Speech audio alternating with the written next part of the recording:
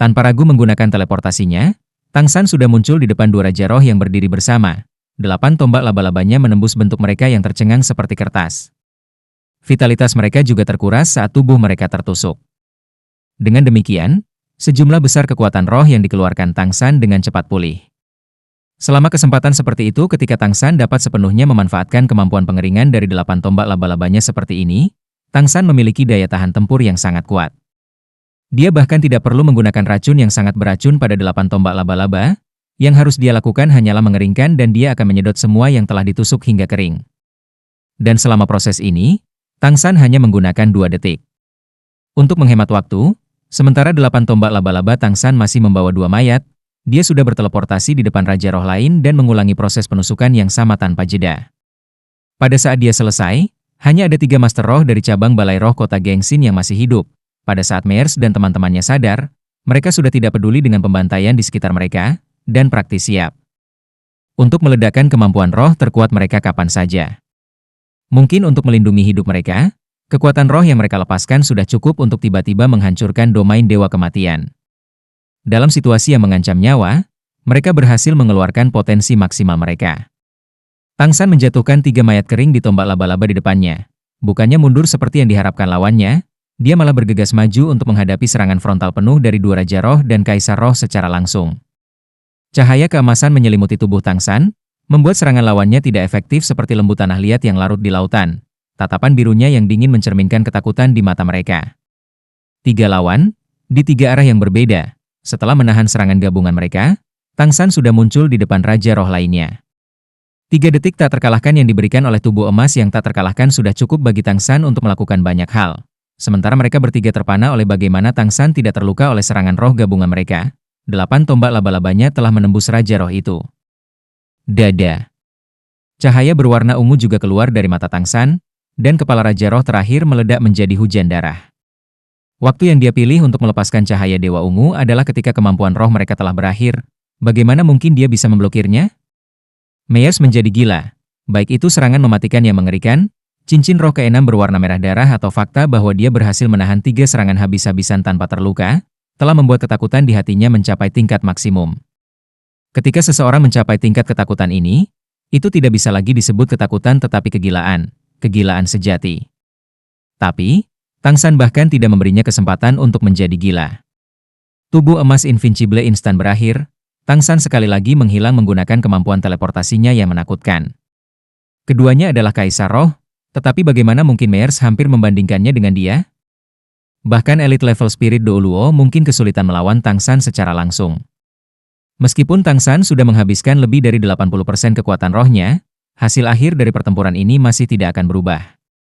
Kali ini, setelah berteleportasi, Tang San tidak muncul di belakang lawannya, melainkan memilih untuk muncul tepat di depan Mears, memilih untuk melepaskan kemampuan cincin roh keduanya, Parasite, yang hanya menghabiskan sedikit kekuatan roh.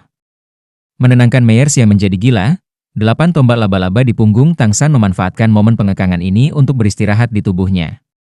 Tanpa menusuk, tanpa menguras, hanya menggaruk ringan kulitnya, melepaskan racun mematikan, dalam sekejap Mears lumpuh kaku.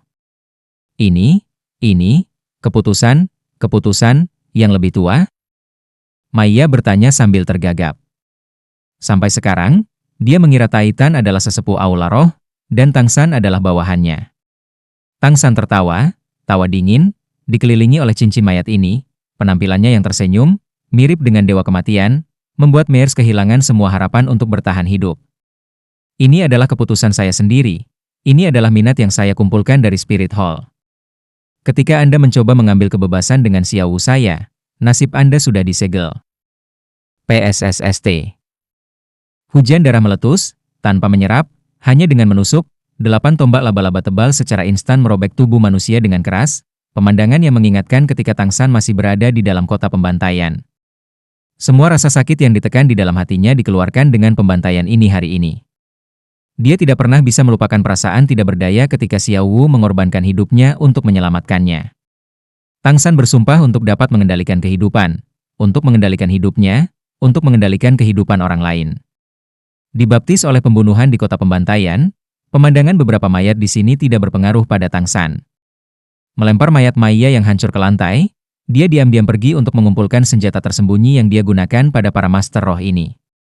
Dan barusan, di kejauhan, muncul nyala api yang mengamuk. Setelah makan sosis pemulihan besar. Melihat api di kejauhan, kekerasan di hatinya juga berangsur-angsur mencair, meskipun kekuatan aula roh sangat besar, pada saat yang sama tanah yang harus mereka kuasai sangat luas. Meskipun menyerang mereka secara langsung masih tidak mungkin, menyerang sayap mereka adalah mungkin. Mengingat kekuatan Tang San, selama itu bukan elit dengan kemampuan menahan yang sangat tinggi. Bahkan jika dia tidak bisa menang, dia setidaknya masih bisa menjamin kelangsungan hidupnya. Setelah mengetahui tentang dendam orang tuanya, dia sudah mulai menyusun rencana untuk menggerogoti Spirit Hall. Hari ini adalah awal, dan itu hanya permulaan.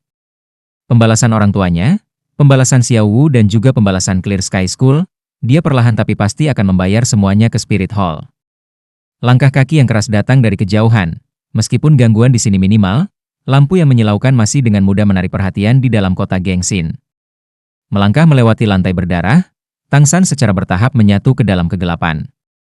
Keesokan paginya, sebuah berita menyebar dengan eksplosif ke seluruh jalan-jalan kota Gengsin. Cabang Aula Roh di kota Gengsin telah dibakar menjadi abu pada malam sebelumnya. Termasuk Meers, total 34 Master Roh terbaring mati di jalan-jalan kota Gengsin, masing-masing dengan penyebab kematian yang unik, membuat jalan itu menjadi lautan merah. Betapa kuatnya keberadaan Spirit Hall itu. Itu adalah salah satu yang bahkan dua kerajaan besar harus menunjukkan pertimbangan. Para pejabat di kota juga tidak berani menyinggung mereka. Tetapi karena itu telah dihancurkan sepenuhnya bersama dengan lebih dari 30 Master Roh di kota seperti kota Gengsin. Bukan hanya aula tetapi juga para anggota. Untuk hal seperti itu, belum pernah terjadi sebelumnya di benua apalagi di kota seperti Gengsin. Suasana di kota Gengsin tiba-tiba menjadi sangat tegang dan parah. Para pejabat mulai melakukan penyelidikan yang ketat, gerbang kota ditutup, tidak membiarkan siapapun masuk atau keluar. Penggeledahan dari pintu ke pintu mulai dilakukan untuk mencari pelaku. Tentu saja, semua orang tahu bahwa ini hanya untuk pertunjukan. Lagi pula, bagaimana mungkin para pelaku yang dengan mudah memusnahkan lebih dari 30 anggota Aula Roh bisa dengan mudah ditangkap? Yang bisa dilakukan para pejabat secara realistis adalah melaporkan insiden itu ke Spirit Hall dan menunggu mereka datang dan menyelesaikan insiden itu. Di dalam penduduk kota, mayoritas rakyat jelata bertepuk tangan dengan gembira. Mengingat kepribadian Maya, ada sejumlah besar orang yang ditindas olehnya dan cabang Aula Roh. Aula Roh Tuhan di kota Gengsin yang dihancurkan mendapat tepuk tangan hampir di seluruh kota. Tanpa pemberitahuan siapapun, gerbang utama yang telah ditutup sejak fajar, telah dibuka dan dua gerbong juga diam-diam pergi. Mengingat status Lou Gao, siapa yang bisa menghentikannya meninggalkan kota? Terlebih lagi, tadi malam, Asosiasi Pandai Besi telah secara resmi mengumumkan bahwa Silong akan mengambil alih sebagai presiden. Dalam perjalanan kembali, Shrek 5 naik di satu kereta, sementara dua pengrajin ilahi, terobsesi dengan senjata tersembunyi, naik yang lain. Sementara itu, Siyu dan Sikai, dua cendekiawan Smith ini tidak datang bersama Lou Gao ke sekte Tang. Silong yang baru saja mengambil alih sebagai presiden Asosiasi Pandai Besi masih membutuhkan bantuan mereka. Oleh karena itu, mereka sebelumnya telah mengatur dengan Tang San untuk menunggu setelah semuanya beres di Asosiasi Pandai Besi sebelum menyusul di sekte Tang setelah sebulan. Ma Hongjun mengeluh, "Kakak ketiga, kemarin saya mendapat begitu banyak rampasan bagus dari cabang Balai Roh, mengapa Anda membuat saya menyerahkannya ke Asosiasi Pandai Besi? Itu jumlah kekayaan yang cukup besar loh." Setelah cabang Balai Roh dihancurkan, Ma Hongjun tidak mungkin kembali dengan tangan kosong. Dia malah membawa kembali sejumlah besar harta yang mengejutkan. Tang San tersenyum berbicara, "Itu semua diperoleh dari darah dan keringat penduduk di kota Gengsin, tidak baik untuk mempertahankannya. Menyerahkan mereka ke Asosiasi Pandai Besi dan membiarkan mereka secara bertahap mengembalikannya kepada orang-orang akan lebih baik." Kemudian Asosiasi Pandai Besi juga akan menerima ucapan terima kasih dari orang-orang. Barang-barang dalam pelelangan kemarin, termasuk dua artefak ilahi itu, telah diberikan kepada kita dengan setengah harga. Bukankah itu sudah cukup? Panen dari perjalanan ini sudah melebihi harapan saya. Kita tidak boleh terlalu serakah. Bukankah Anda setuju? Sambil mengatakan itu, tatapan Tang San diwarnai dengan sedikit kekhawatiran jatuh pada Xiao Wu. Saat ini, situasi di kereta kuda agak aneh. Xiao Wu yang biasanya terpaku pada Tang San malah duduk di samping Ning Rongrong, tidur manis di paha Ning Rongrong. Tadi malam, setelah Tang San kembali. Tidak peduli apa, Xiao Wu tidak mau mendekatinya, melainkan dia menatap Tang San dengan tatapan ketakutan. Tidak peduli seberapa keras Tang San mencoba, Xiao Wu bahkan tidak ingin mendekatinya. Hanya setelah malam tanpa tidur, sampai subuh, Xiao Wu perlahan-lahan menjadi tenang. Tang San juga bisa menebak, Xiao Wu yang telah kehilangan semangatnya, mungkin menghindarinya karena bau darah yang menyengat pada dirinya. Meskipun dia tidak punya niat, inderanya tajam seperti biasa dan bahkan sampai sekarang, dia tidak mau berada di dekatnya. Pagi ini, bahkan sebelum matahari terbit, setelah kelompok itu selesai mengemasi barang-barang mereka ke kereta kuda, Xiao Wu meringkuk di samping Ning Rongrong dan tidur. Mendengar apa yang dikatakan Tang San, Emma Hongjun menggaruk kepalanya dan setuju. Itu benar. Bahkan jika saya menghabiskan uang itu, saya tidak akan merasa terlalu senang tentang itu. Tapi, apa yang kita lakukan jika kita mengalami hal seperti itu di masa depan? Kita tidak mungkin memberikannya begitu saja kepada gubernur setempat, tidak semua tempat seperti kota Gengsin. Tang San berpikir sejenak sebelum berkata, kalau begitu kita akan memainkannya dengan telinga, menyerahkannya kepada gubernur lokal seharusnya tidak mungkin. Lagi pula, itu hanya akan mengembalikan barang-barang itu ke tangan Spirit Hall. Oscar yang duduk di samping Tang San berkata, betapa aku iri pada Xiao Wu, dia bisa tidur begitu nyenyak tanpa harus khawatir tentang apapun. Emma Hongjun memandang Oscar dengan jijik. Kamu hanya cemburu karena Xiao Wu bisa berbaring di pangkuan Ning Rongrong. Hehe. Oscar dengan benar membantah, apa yang harus dicemburui? Bukannya kakakmu belum pernah berbaring di sana sebelumnya? Setelah mengatakan ini, apakah dia menyadari bahwa dia melakukan kesalahan? Ning Rongrong memelototinya dengan tatapan membunuh di matanya. Melihat mereka seperti ini, Tang San tidak bisa menahan senyum. Setelah pembantaian tadi malam, hatinya awalnya masih memiliki beberapa niat kekerasan yang mengintai di dalam. Tetapi sekarang dengan teman-temannya yang duduk di sampingnya santai seperti ini, mereka telah mereda. Meskipun setelah pengalamannya di kota pembantaian dia direhabilitasi oleh Yu Hua, aura pembunuhnya belum benar-benar hilang. Ini juga sesuatu yang tidak akan pernah bisa hilang. Jika tidak, domain dewa kematiannya juga akan kehilangan efeknya setelah dengan keras mencubit pinggang lembut Oscar. Ning Rongrong menatap gendut. Gemuk bodoh, kamu berani mengolok-olok kami? Anda sebaiknya melupakan mencoba mencari istri. Apakah Anda pikir gadis-gadis yang Anda coba ke pengadilan akan lebih mudah mempercayai saya atau Anda? Ma Hongjun melebarkan matanya. Rongrong, kamu tidak boleh seperti ini. Kalian semua sudah berpasangan, kakak laki-laki ini akhirnya memiliki target dalam pikiran. Ning Rongrong dengan HMPH, mengangkat kepalanya dan tidak menatapnya. Ma Hongjun batuk kering 2 kali. Oke, aku tidak akan menggodamu lagi lain kali. Mari kita ganti topik. Hehe, Rongrong, 2 artefak ilahi yang kamu simpan kemarin. Bawa mereka keluar dan biarkan kita semua melihatnya. Mari kita lihat seberapa kuat itu sebenarnya. Setelah mengatakan ini, bahkan minat Tang San terbangun. Setelah mereka kembali tadi malam, Lou Gao menepati janjinya dan menyerahkan semua yang dimenangkan Meyers dalam pelelangan. Selanjutnya, karena Ma Hongjun mengambil kembali banyak uang dari Aula Roh, barang-barang ini dijual dengan setengah harga ke sekte Tang. Tentu saja ini termasuk 2 set armor lembut Wishful Eye Treasure yang dipuji sebagai artefak ilahi. Ning Rongrong mengangguk, tangannya berkedip dan 2 set armor lembut 8 harta karun muncul di tangannya. Armor versi pria telah ditampilkan pada lelang kemarin, warnanya biru, sedangkan versi wanita lainnya berwarna putih. Kedua set armor Luna itu tidak memiliki dekorasi apapun di atasnya, dan pada saat yang sama tidak terasa terlalu berat saat dipegang di tangan. Ning Rongrong segera menyerahkannya kepada Tang San. Setelah menerima 2 set armor ini, dia mengangkat set pria dan dengan ringan menariknya. Armor lembut itu segera membuka dan meregangkan dirinya sendiri, dan ketika dia melepaskannya segera kembali ke bentuk aslinya. Sangat elastis. Dengan napas panjang, Tang San memuji, sungguh luar biasa. Sulit membayangkan bagaimana senior Lou Gao membuat ini. Oscar mengingatkan Tang San, kamu harus memanggilnya penatua Lou Gao sekarang. Lagi pula dia sekarang juga bagian dari sekte Tang. Tang San memberitahu Ma Hongjun di sampingnya, coba gunakan api Phoenix Anda di atasnya sebentar. Sambil mengatakan itu, dia mengulurkan baju besi versi laki-laki biru di depan Ma Hongjun. Ma Hongjun mengangguk. Dengan kekuatannya saat ini, dia bisa menggunakan api Phoenix-nya tanpa harus melepaskan kekuatan rohnya sepenuhnya. Seikat kecil api oranye muncul di ujung jarinya saat dia meletakkannya di baju besi. Api Phoenix Ma Hongjun memiliki sifat perekat yang kuat, dan meskipun jumlahnya kecil, itu cukup untuk meningkatkan suhu di dalam kereta. Tatapan semua orang terpusat pada set baju besi. Di bawah nyala api Phoenix, Permukaan mengkilap yang berkilau tidak berubah sedikit pun. Tang San menganggukkan kepalanya, memberi isyarat kepada Ma Hongjun untuk berhenti. Sebelum memberitahu kelompok itu, di seberang baju besi saya hanya bisa merasakan sedikit kehangatan. Benda ini sangat tahan terhadap panas. Ketika Grandmaster Xi mengatakan bahwa itu bisa menahan serangan Spirit Master manapun di bawah level 60, itu harus mencakup semua bentuk serangan langsung. Ini benar-benar harta karun yang tidak akan pernah Anda miliki terlalu banyak. Sambil mengatakan itu, dia menyerahkan baju besi lembut di tangannya kepada Oscar. "Ao kecil, kamu memakai baju besi pria ini." Oscar juga tidak menahan diri dan dengan tersenyum mengambil alih armor lembut 8 harta karun. Meskipun dia sudah memiliki sosis cermin dan bisa mendapatkan beberapa kemampuan bertarung untuk waktu yang singkat, dia masih seorang master roh sistem makanan tambahan. Armor ini akan jauh lebih bermanfaat baginya daripada Tang San atau Ma Hongjun.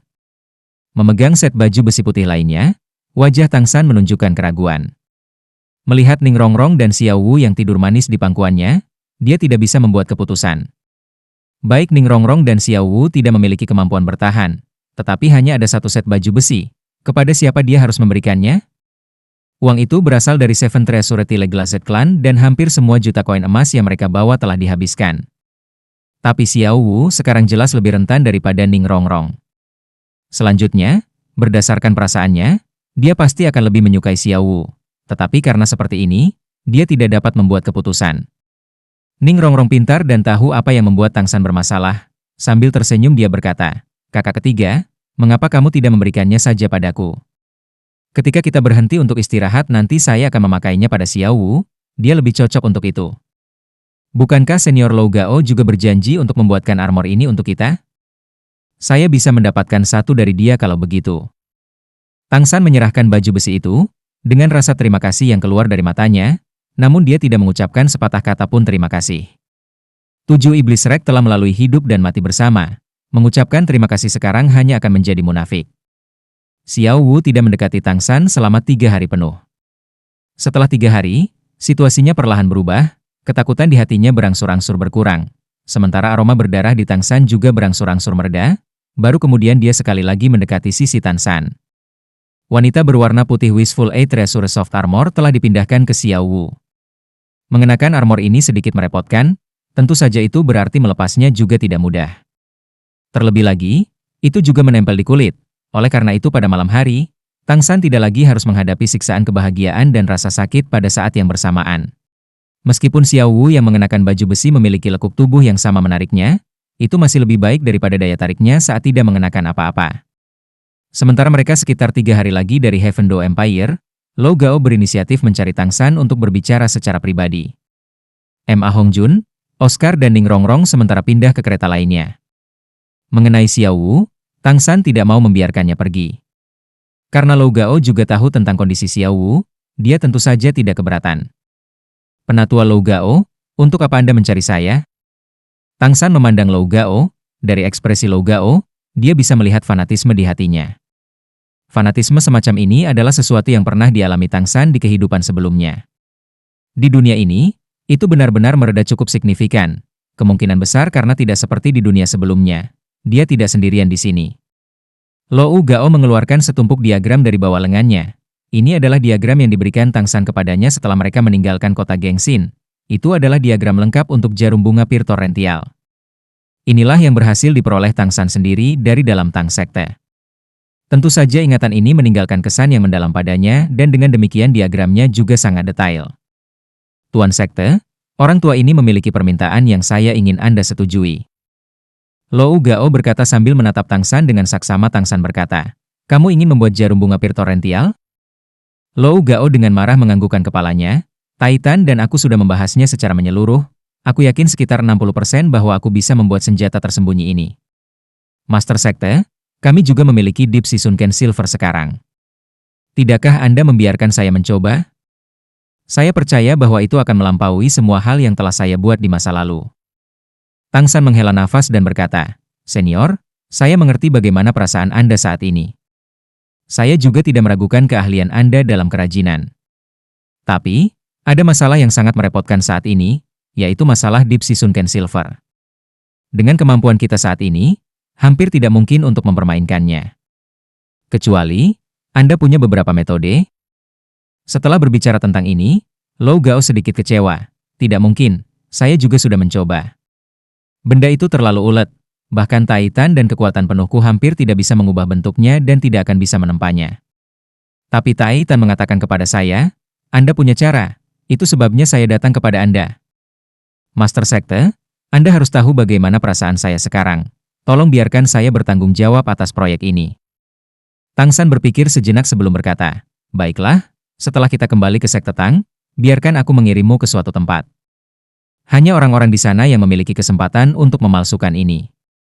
Sejauh yang saya tahu, perak tenggelam laut dalam ini tidak dapat ditempa melalui api, hanya dengan mengalahkannya dengan kekuatan dahsyat akan melunakkannya. Baru setelah itu dapat digunakan untuk menempa. Tetapi pelunakan ini juga hanya untuk waktu yang sangat singkat. Dengan kata lain, Anda membutuhkan seseorang yang cukup kuat untuk dapat terus-menerus membantu Anda. Baru kemudian Anda dapat berhasil menempanya. Sayang sekali ayahmu. Jika tidak, mengingat kekuatannya, secara alami itu mungkin. Di antara kami bertiga pengrajin ilahi, ayahmu adalah orang yang dapat memurnikan logam sampai tingkat tertinggi dengan kekuatannya dan dengan demikian menjadi pengrajin ilahi. Jika dia bekerja sama dengan kami dalam hal ini, maka tingkat keberhasilan kami akan lebih dari 90%. Clear Sky Hammer memang adalah alat roh yang paling kuat dan paling merusak, tetapi juga menurut saya, yang paling cocok untuk dibuat. Tang San memikirkannya sebentar sebelum berkata, serahkan ini padaku, aku pasti akan menemukanmu pasangan yang cocok. Memegang diagram dengan erat, mata Lou Gao mengeluarkan perasaan rindu. Dalam hati Tang San, pentingnya Lou Gao bagi Sekte Tang tidak lebih rendah dari Titan. Jika Titan adalah orang yang bisa mengendalikan pembuatan semua senjata tersembunyi di Sekte Tang, maka Lou Gao akan menjadi orang yang membuat senjata tersembunyi paling canggih di sekte tersebut.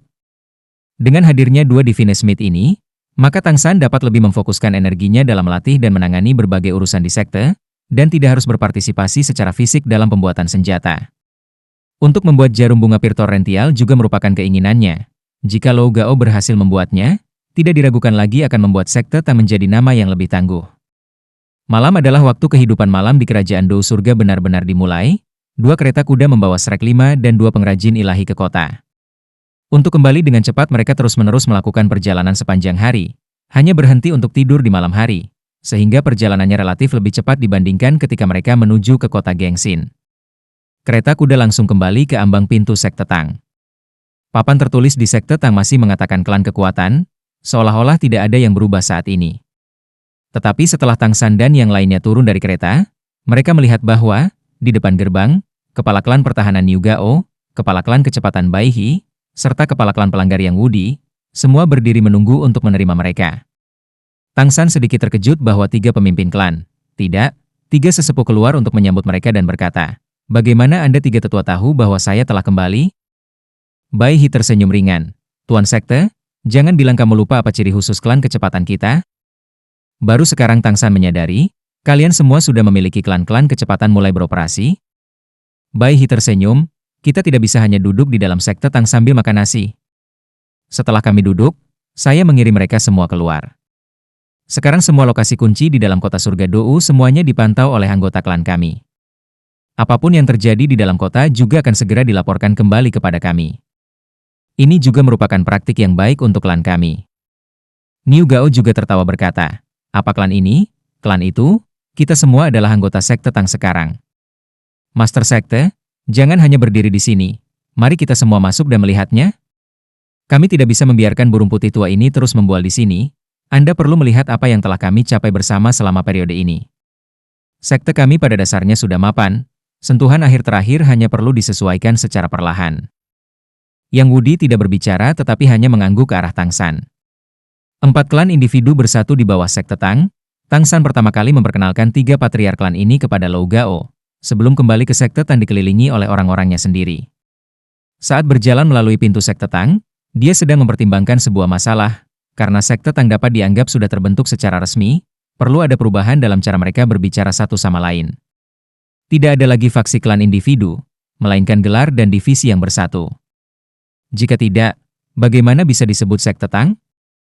Perlahan, struktur untuk Sekte Tang saat ini mulai terbentuk di benaknya. Berjalan ke Sekte Tang, dia bisa merasakan klan kekuatan asli sedikit berbeda. Konstruksi yang awalnya milik klan kekuatan sudah sedikit berubah.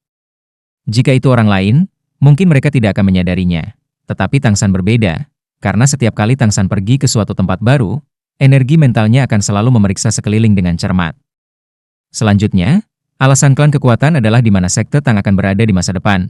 Tentu saja dia akan lebih hati-hati mengamati tempat itu. Saat ini, di permukaan sepertinya tidak ada yang berubah, tetapi dibandingkan dengan tempat yang dimiliki Tang San dalam ingatannya, itu berbeda. Setelah penjelasan Niu Gao, Tang San mencari tahu alasannya. Perubahan dilakukan karena senjata tersembunyi sekte Tang. Selain tempat-tempat yang diperkuat, sekarang ada sejumlah tempat di mana senjata tersembunyi bisa dicurangi. Misalnya, beberapa batu bata di dinding bisa dilepas dan senjata tersembunyi bisa diluncurkan dalam sekejap. Tentu saja, ini hanya kesan pertama Tang San saat berjalan melewati pintu. Setelah berjalan ke aula utama, dia benar-benar dapat menghargai keterampilan arsitektur klan pertahanan yang hebat.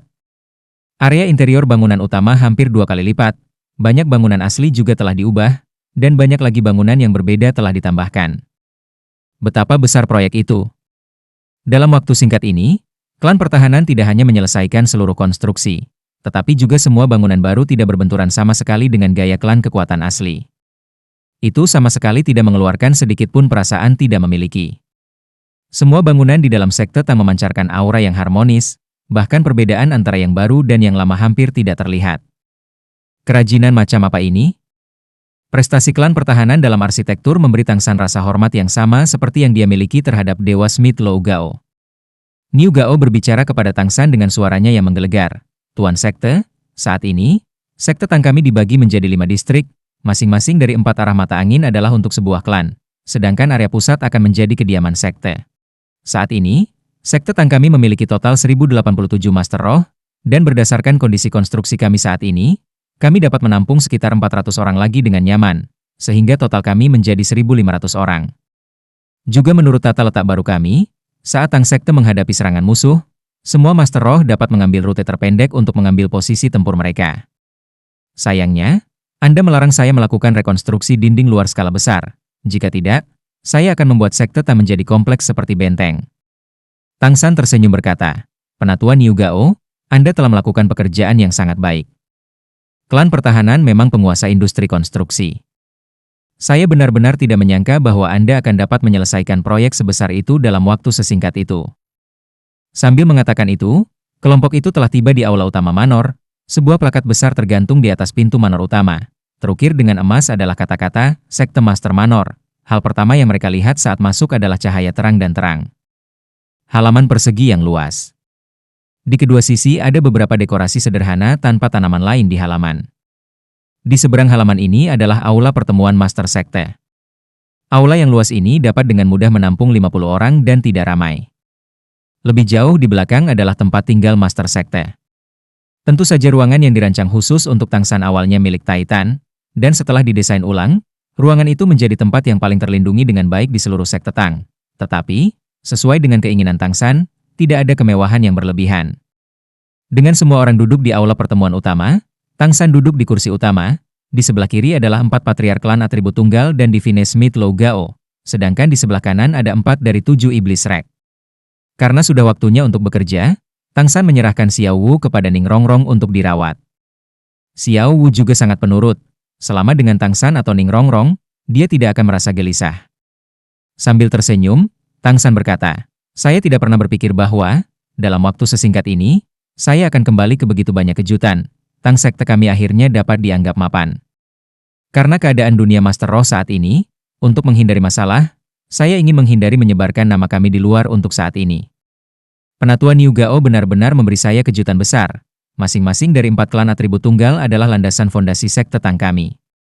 Setelah hari ini, saya masih akan mengandalkan upaya gabungan dari Anda para tetua, untuk memungkinkan sekte Tang berkembang.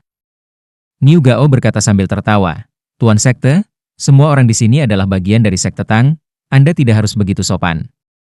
Jika Anda perlu melakukan sesuatu, bagaimanapun Anda ingin mengembangkan sekte Tang, semuanya terserah Anda. Tang San menganggukkan kepalanya dan berkata, kali ini perjalanan yang saya lakukan dengan tetua Titan ke kota Gengsin sangat bermanfaat, tidak hanya kami berhasil membawa pengrajin ilahi Lo Gao kembali, kami juga mendapatkan banyak sumber daya. Tetapi sebelum kami mengalokasikan apapun, saya memiliki proposal yang saya harap dapat didiskusikan dengan Anda para tetua. Setelah berbicara sampai titik ini, Tang San berhenti sebentar. Meskipun dia masih tidak memiliki apa-apa untuk namanya sekarang, kekuatan yang dia tunjukkan saat dia mencoba untuk memenangkan 4 klan atribut tunggal telah lama menyebabkan para patriar ini mengakuinya. Pada saat ini, semua orang menatapnya, diam-diam mendengarkan kata-katanya. 4 klan atribut tunggal yang hebat, setelah bergabung dengan sekte Tang, akan menjadi satu kesatuan, untuk mencegah konflik antar klan. Mengapa kita tidak mengubah gelar menjadi sesuatu yang bersatu? Pada saat yang sama keempat tetua juga dapat mengambil alih tanggung jawab tertentu. Mulai sekarang, jika ada keputusan besar yang harus dibuat, maka mari kita semua berdiskusi bersama sebelum mencapai konsensus. Yang Wudi membuka mulutnya untuk pertama kalinya sejak dia kembali. Tuan Sekte, tolong jelaskan sedikit secara spesifik. Tang San mengangguk, rencanaku seperti ini.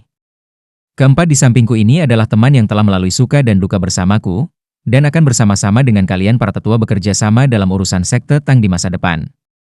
Mari saya perkenalkan masing-masing kepada Anda.